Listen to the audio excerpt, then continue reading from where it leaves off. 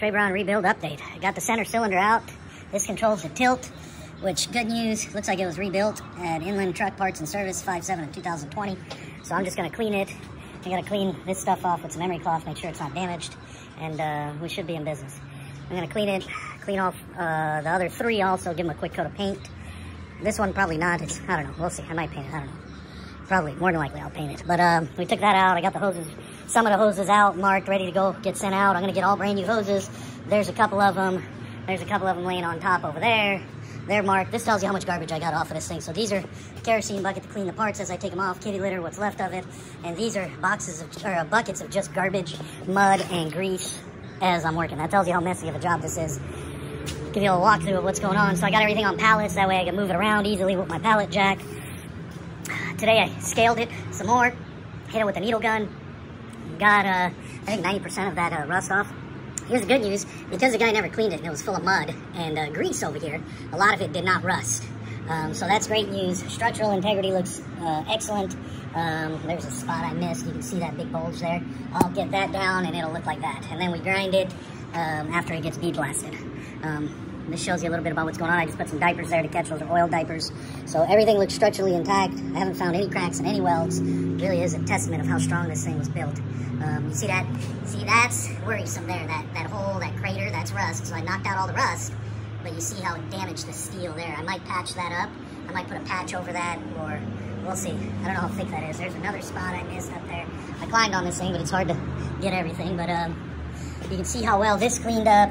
See, and once I bead blast this, it'll be real nice. And this is the parts that fit right in. See how I hit those with the needle gun? They cleaned up real nice.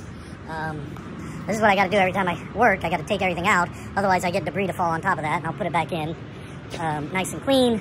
That way I have a clean workspace. I just can't stand working in a filthy workspace. But yeah, there you go. So there's more. Hit that again. So that tells you, see, that's what rust does. It doesn't scare me. That doesn't scare me. Structural integrity, all is intact. It'll look beautiful once it's done. But there's the slider. So this whole section moves from the back. Let me move this so you can see.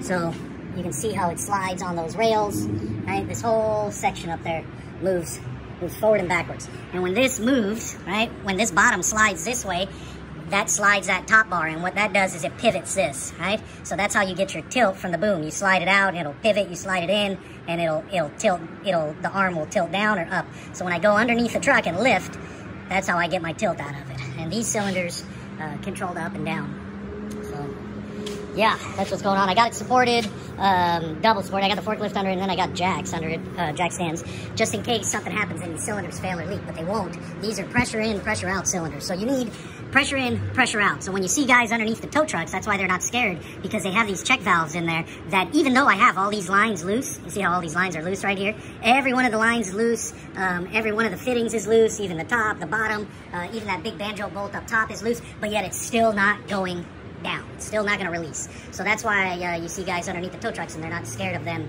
falling on top of them, because of that setup here. That's where all the magic happens. So anyway, I got to take these hoses off. I got to do some more marking, labeling, picture taking. I've taken a million pictures, but that's kind of what's next. So there you go. And then I got to needle it. Oh, good Lord, I missed a bunch of spots. Looks like I missed that whole inner tube.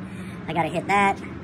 And hopefully one day it'll look like that. This has been sitting, so this has already collected rust again. That's just moisture from the air, because that's bare metal. But hopefully that whole thing, this is our goal, and then we will put a coat of paint on it, and it'll look brand new.